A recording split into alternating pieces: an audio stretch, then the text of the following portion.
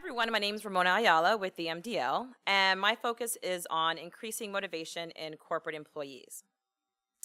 So imagine the last time that you start a new job. You were probably excited, you were really nervous, and you really wanted to make sure you made a good impression. When you started that job, you probably had some kind of onboarding process, right, that helped you through and helped you understand what the job responsibilities you had were. My guess is, based on how organized and how structured that process was, probably had an impact on how motivated you were and your impression with the company overall. Most companies offer some kind of onboarding, right? Sometimes they're informal, sometimes they're formal, they can last one day, they can last a whole week. But regardless of the format, research has consistently proven that organizational development, especially onboarding, has a direct impact on your employees' long-term engagement and as well as just retention with the company and their productivity. The problem is, sometimes onboarding is haphazardly done. It's often forgotten after the recruiting process, and we really lack the opportunity to really tap into all of that excitement and the nervousness that new hires actually bring to the new job.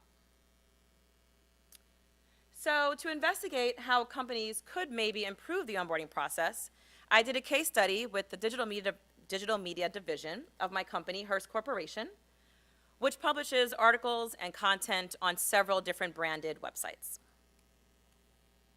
I decided to focus solely on our technical employees, such as our engineers and developers, as they are the ones who are building the platforms that our websites sit on. So let's just look at a really quick example.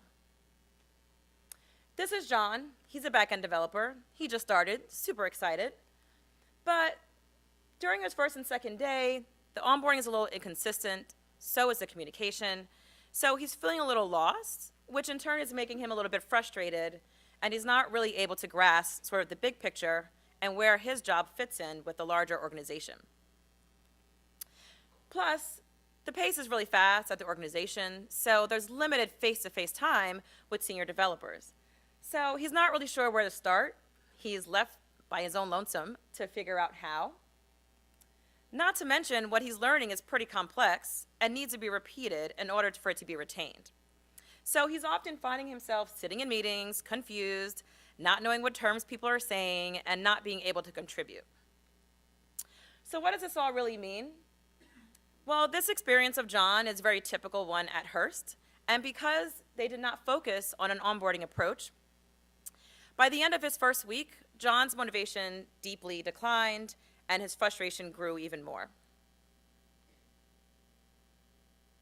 So because of this and other factors, I found that the workforce at HDM had low morale and engagement overall. They were starting to miss important deadlines. And more importantly, we were seeing a really high turnover of employees, right? Because they're frustrated and they're confused. So what they needed was an onboarding process that could be self-paced, that could foster autonomous learning, and also at the same time decrease the amount of resources it would take for a manager to really get the new hire up to speed. But often, companies overlook a very interesting opportunity, which is the pre-hire phase between when an employee accepts the job offer and when they start their new job. So my project, Techboard, is proposing a new approach to onboarding called pre-onboarding, which would begin as soon as a new hire accepts their job offer. Grounded in the widely researched self-determination theory, it proposes that as adult learners, we need three things to be highly functional and to set that foundation of motivation. So A, we have to feel that connection with other people. We have to be able to be related to them somehow. Two, we have to feel like we're competent, that we're capable, and more importantly, that we're set up to be capable to succeed.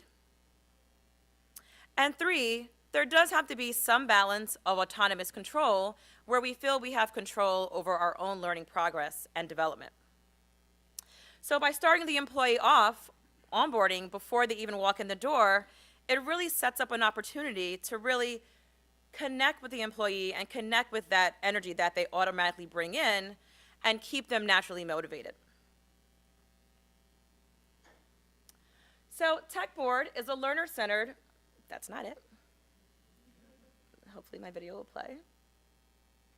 Okay. So Techboard is a learner-centered, responsive, friendly website that's designed to attract and engage the goal and busy-oriented nature of the adult learner.